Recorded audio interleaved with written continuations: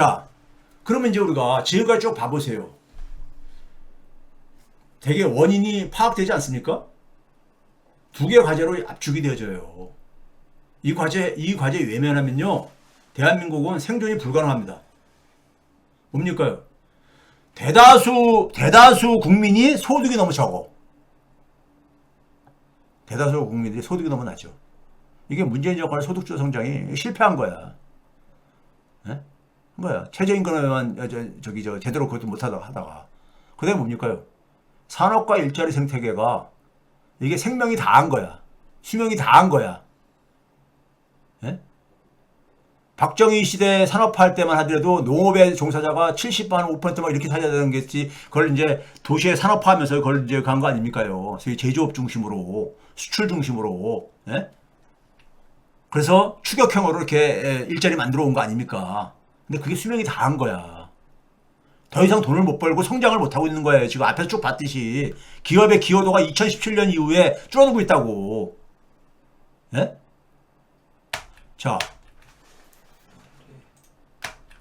자, 그럼 문제 파악했잖아요. 최근 상황은 뭐예요? 절대적으로 소득이 낮은 거야. 대한민국 국민의 대다수가. 거기다가 최근에 뭐냐면 실질 소득이 후퇴한 거야. 물가가 폭등하면서. 이거 인정해야 돼. 이거 팩트니까. 예? 이거 방치하고서는 지금 이 악순환 고리 못 끊어요. 그래서 뭐냐면은 전국민 지원금 이거를 절대적인 저소득을 좀 강화를 시켜줘야 돼. 그리고 지금 위기 상황 속에서 긴급 상황 속에서 생계 지원금을 주라고 하니까 바로 그 얘기야. 그 다음에 뭡니까요? 그게 필요 조건이고 충분 조건은 일자리 생태계 복원을 해야 되는 거야. 재구성해야 되는 거예요. 일자리 생태계를요.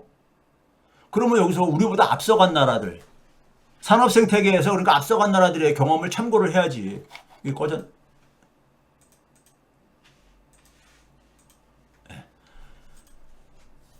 이거를 앞서간 나라가 미국이잖아요. 미국의 경험 등을 참고할 때 미국은 한 4반세기 전 2000년 이후에 한 30년 전부터 디지털 생태계에 기반한 산업이나 일자리 생태계로 이동을 했잖아요. 예? 그럼 우리는 그러니까는 과거 산업화 때 우리가 늦어가지고 선진국들을 보고서 우리가 박정희 시스템을 해야 그렇게 일본 모델을 배워서 이렇게 만든 거 아닙니까? 그럼 우리가 먼저 앞서간 나라들을 참고를 해야지.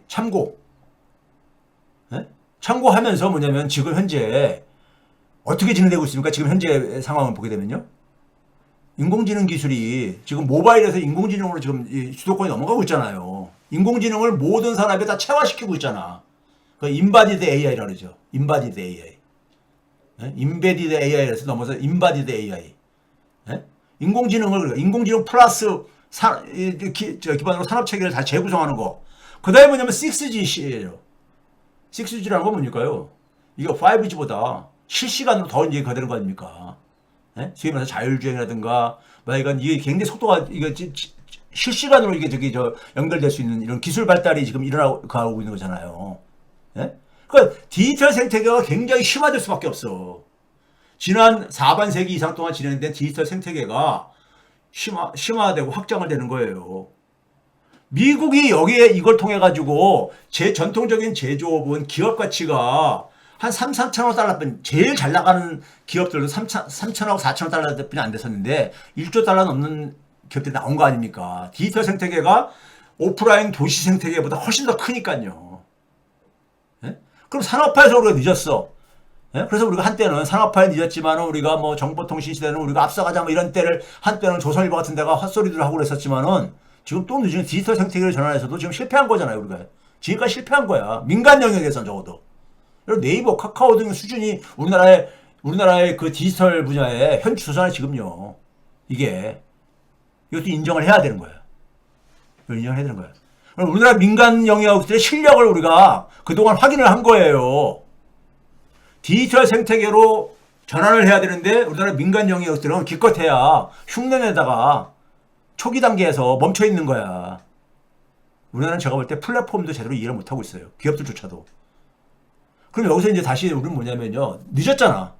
한 25년 늦은 거야. 한 20년 이상 늦은 거야, 지금요. 예? 중국은 모방을 해가지고, 어쨌든 간에, 플랫폼을 모방을 해가지고 어쨌든 만들고, 인공지능에서 어쨌든 간에 미국을 열심히 쫓아가고 있고, 이런 거잖아요. 그럼 우리는 다시 한번 이제 뭐냐면, 민간 혼자 힘으로 안 된다는 걸 확인한 거야. 그럼 민간과 공공영역의 협업으로 디지털 생태계 지금까지 진행된 거에다가 플러스를 만들어내는 거예요. 그걸 제가 이제 상생 플랫폼이라고 하는 겁니다. 미국의 플랫폼은 굉장히 많은 문제점을 가지고 있잖아. 독과점이잖아요. 독과점. 예? 질 낮은 일자리들 이런 거 가고 소수가 다 먹는 유노 테이크스 올 이런 거잖아요.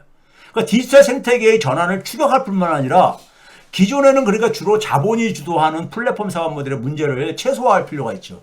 이걸 제가 붙인 게 상생경제 플랫폼인 거예요. 디지털 생태계 플러스를 만들자는 얘기예요. 이게 그러니까는 이걸 지금 제가 이제 지자체들에 돌아다니면서 제가 지자체들이 굉장히 지금 지역 경제 활성화가 지역의 자족 도시 만드는 게 지금 아주 과제들이잖아요. 그걸 하면서 일부 지자체들이 이걸 추진하는 데들이 있어요. 그래서 제가 이제 이 어드바이스를 하고 그러는데 이걸 우리는 뭐냐면 지금 뭐냐면 미국이 주도한 거 플랫폼은 뭐냐면 위너 테이크스 올이야. 근데 우리는 뭐냐면 쉐어드 그로스. The second shared growth 모델을 만들자 이거예요. 쉐어드 그로스라는 개념이 1993년도에 세계은행에서 동아시아의 경제 성장을 표현할 때 쉐어드 그로스라는 표현을 씁니다. 동아시아의 경제 성장을 보니까는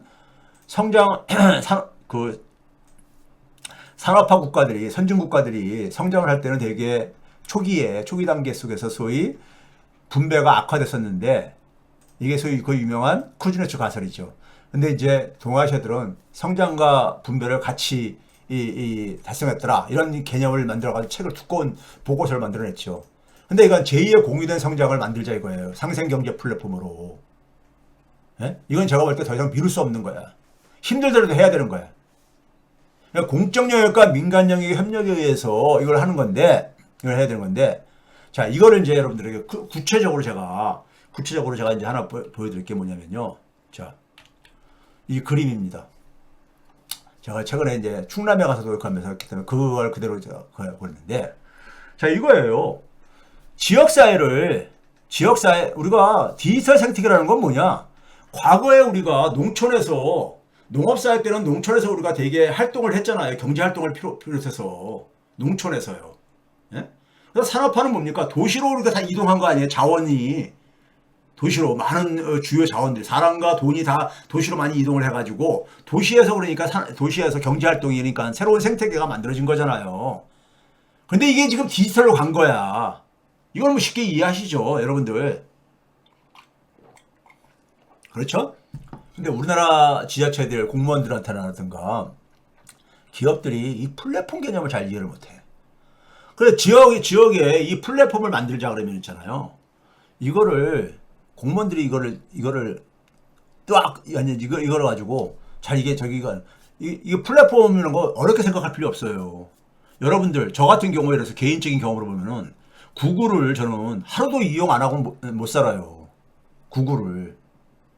예? 그거 뭡니까?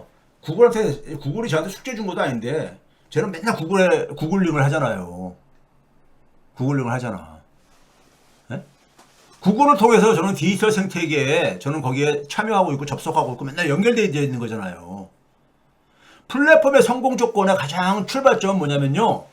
사람들이 그러니까 디지털에 다 연결을 자발적으로 연결을 해야 되는 거야. 예? 자발적으로. 근데 우리나라 사람들은요. 교육의 문제 때문에 그러려면 어떻게 됩니까요? 뭔가 거기서 얻는 혜택이 있어야지. 내가 구글에 왜 맨날 그거 합니까? 얻는 게 있으니까 가는 거죠, 뭘. 여러분들이 유튜브를 왜 갑니까? 얻는 게 있으니까 가는 거잖아요. 예? 그래서 제가 그래요, 지자체장들한테. 당신들 홈페이지 다 있지 않냐? 근데 홈페이지에 그 지역 주민들이 누가 거기에 접속을 하냐 이거야. 접속 안 하잖아요. 왜 안 해? 별로 얻는 게 없으니까. 얻는 게 없으니까 그런 거잖아요. 재미도 없고 얻는 것도 없고 아무것도 없으니까 별로. 예? 필요할 때만 가끔 정보 들려야지만 그거 어쩌다 한 번씩 들어가는 거고. 그래서 플랫폼 역할을 못 하는 거야. 플랫폼이라는 것은 사람들이 그러니까 자발적으로 그러니까 자발적으로 자기 의지에 의해서 맨날 거기에 자발적으로 접속이 되고 연결이 돼야 되는 거야. 되게 만들어야 되는 거야.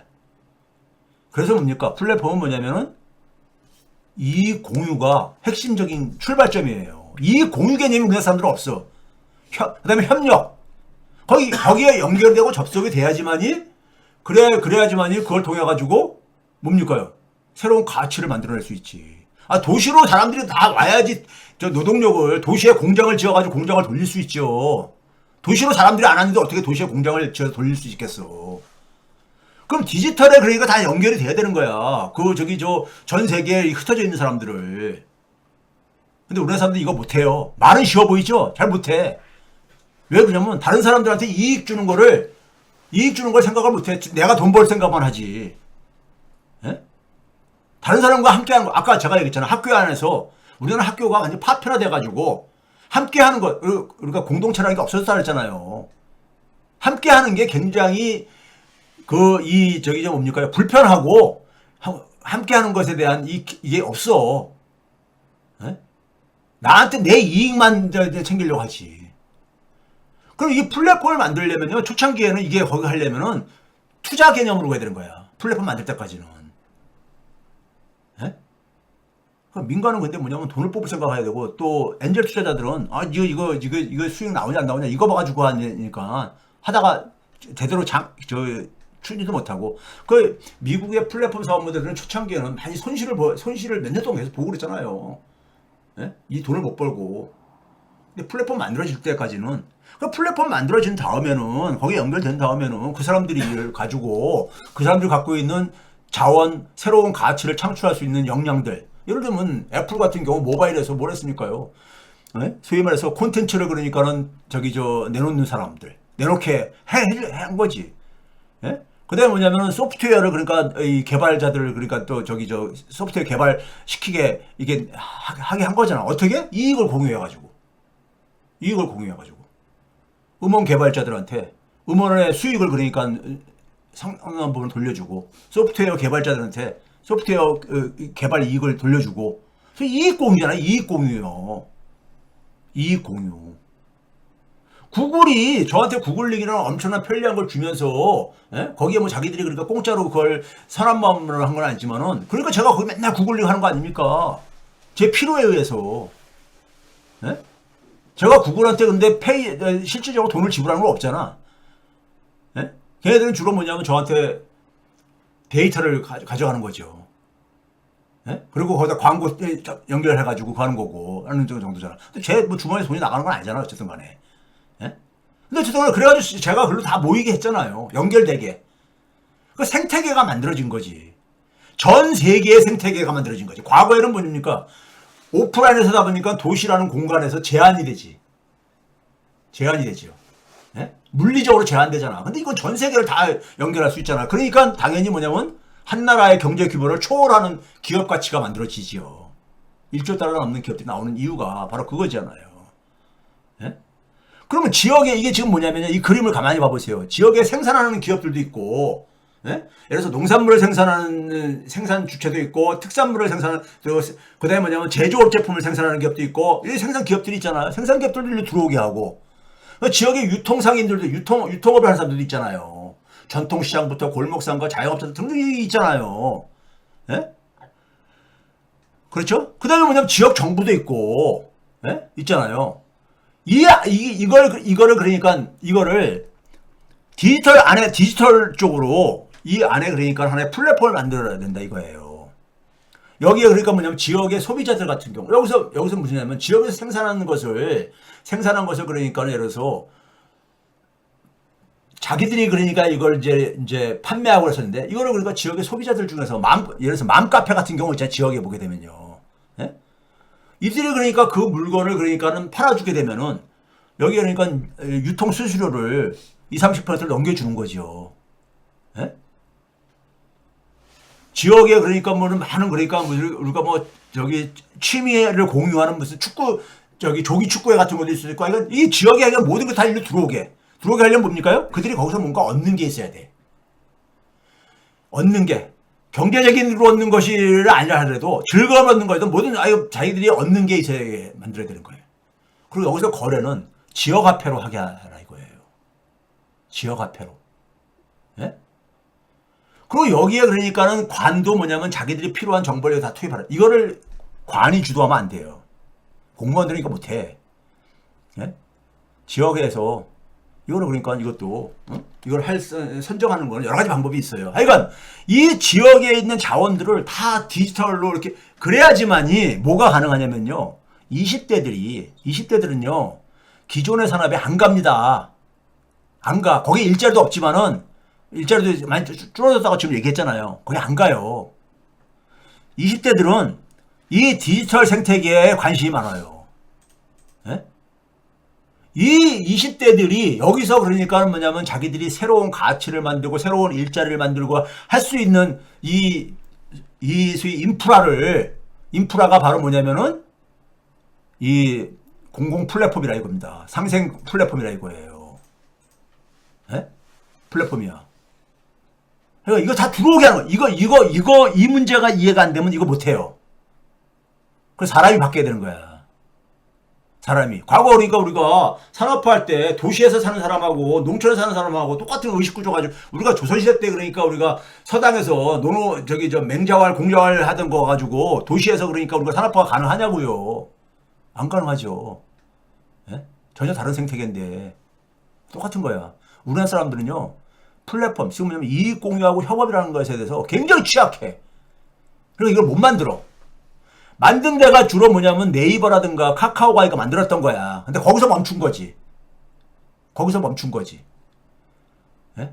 네이버는 거기서 그러니까 무슨 중개뭐 이런 거 해가 좀 더 갔지만은 근데 이건 소위 말해서 얘네들은 거기서 그러니까 빅데이터로 넣어가지고 인공지능 기술도 하고 계속 진화를 해갔잖아요.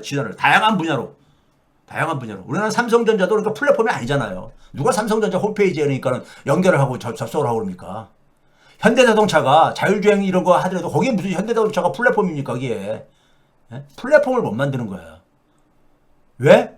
제조업하고 산업사회 때의 사고방식하고 사업 모델의 사고방식이 다 달라요, 이게. 다르기 때문에. 사람이 달라져야 돼. 조선시대 사람 가지고 어떻게 산업화가 가능하겠어요. 제가 이거 과거에도 얘기했던 거지만은 이거를 근데 하지 않으면요. 이걸 하지 않으면 일자리를 뭘로 만들겠어요? 여기서 나오는 데이터를 가지고 지역의 데이터를 가지고 20대들이 또 새로운 가치 창출의 연료로 사용할 수가 있는 거예요. 예? 근데 이거는 힘들어도 해야 되는 거야. 제가 지금 노트북을